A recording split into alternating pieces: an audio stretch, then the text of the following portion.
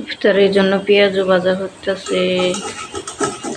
আজকে আলু আর বেগুনি বানাই নাই, আবিরের আব্বু বলছে কিনা আনবে।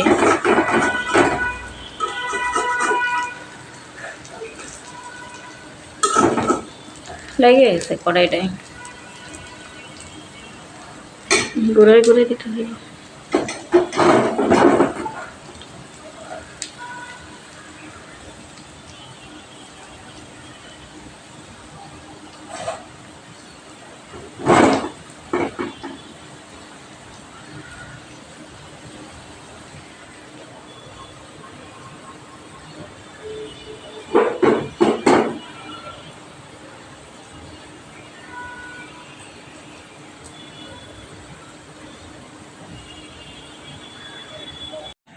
তো এই যে পেঁয়াজও আর হচ্ছে যে ডাবলি এগুলো গরম করে নিলাম, শুকনো মরিচ বাগার দিছি।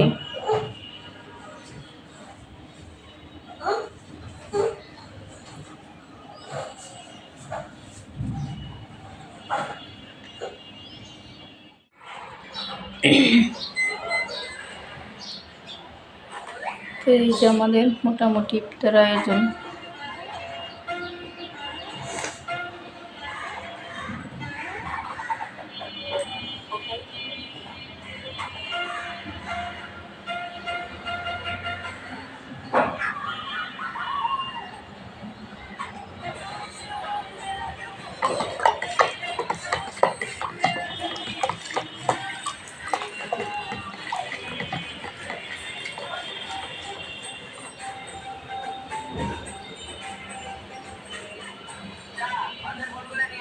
কাকি নাও, কাকি নাও, ওই যে আপেল নাও, এটা থেকে আপেল নাও। কোনটা খাবা? যে পেঁয়াজও নিবে? এই জানো, এই জানো পাখি, পেঁয়াজও। তো কোনটা খাবা? হ্যাঁ, পানি খাবা? ওই যে তোমার পানির বোতল নিয়ে আসো, ওই যে পানির বোতল নিয়ে আসো। দেখো না।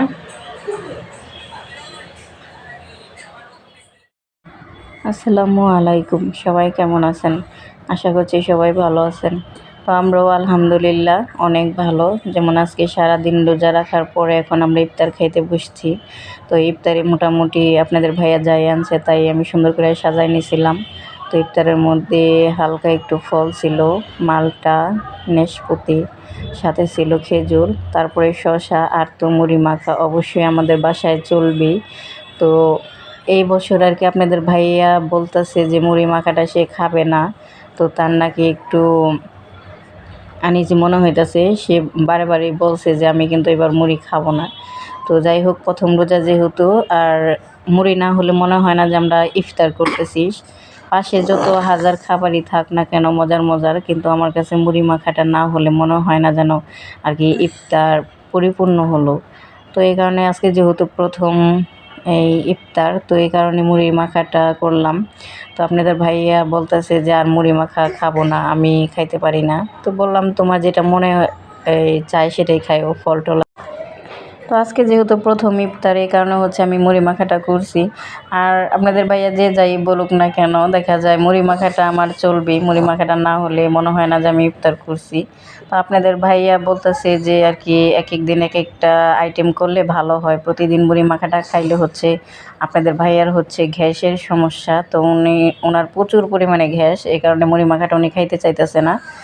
তো বলতেছে যে আজকের পরে হচ্ছে দ্বিতীয় ইফতারের দিন হচ্ছে একটু পিঠা বানায়ও, চিতই পিঠা, দেখা যায় একটু মাংসের ঝোল দিয়ে।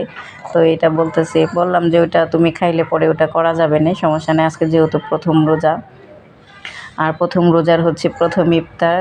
তো আলহামদুলিল্লাহ যা দিয়ে ইফতার করলাম, তো খুব ভালো লাগছিল। তো শেষে হচ্ছে এখানে লাবাংটা আমি হচ্ছে শুরুতে খাই নাই, তো ইফতার করে তারপর হচ্ছে নামাজ পড়ে আমি আবার শেষে একটু লাবাংটা নিলাম। তো এই লাবাং হচ্ছে খুব ভালো লাগে। তো আপনাদের ভাইয়া হচ্ছে ইফতারের মধ্যে এই লাবাং আনবেই। তো এই লাবাং ছাড়া আর কি আপনাদের ভাইয়ার দেখা যায় ইফতার হয় না। তো শরবত, যে শরবতটাও আবার খাইতে চায় না। তো খাইতে চায় না এর কারণ আছে, দিনের শাক এই যে রাতের বেলা এরকম নরম হয়ে যায় গিয়ে। কালকে তো কত পদই রাঁধছিলাম, শুধু খাইছি শুটকি দিয়ে ভাত। আজকে আনতে বলছি যে শাক শাক দিয়ে ভাত খাওয়া হইব, মাছ মুরগা খাওয়া হয় না। দাঁড় গেছে গাকে চিরার।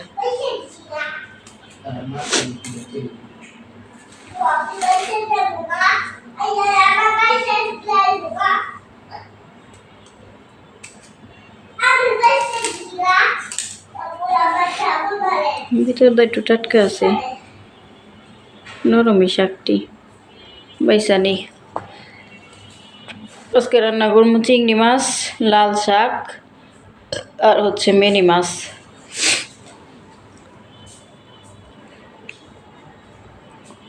আবির তাড়াতাড়ি রান্না করে ফেলাই। দেখ রান্নাঘরের বাতাসে এদিকে এসে যে দেখ শাকটা নড়তাছে, জানালা খুললে ঘরেও বাতাস আইতাছে। এই যে মেথি শাক পাও নাই আমরা ঘুম, মেথি শাক আর পাইবানি, মেথি শাক উঠে গেছে না। এবার বেশি খাওয়া হয় নাই, একবার জানি আনছিলাম, একবার নাকি 2বার খেয়েছিলাম মেথি শাক।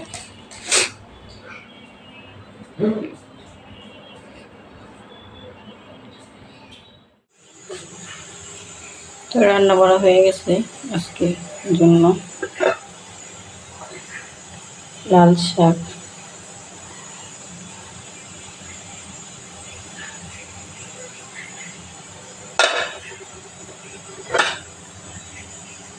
চিংড়ি মাছ ভুনা,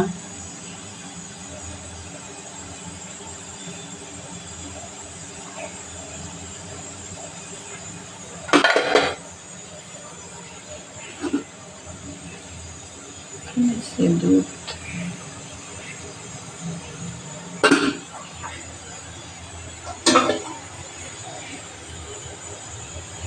এদিকে মিনি মাছের তরকারি, আলু দিয়ে ঝোল আর কি, হালকা ঝোল।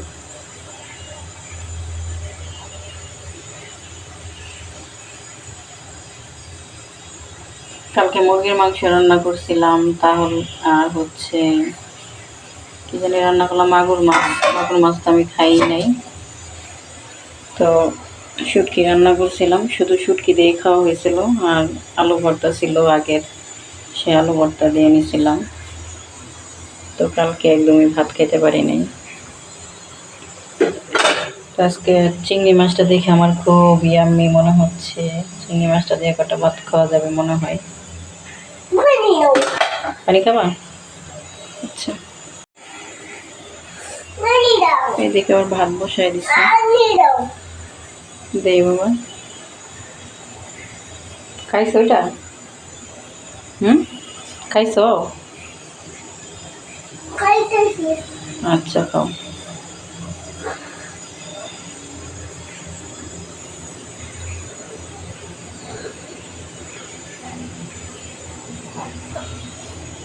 ভাতে 1টা 2টা বলক করতেছে।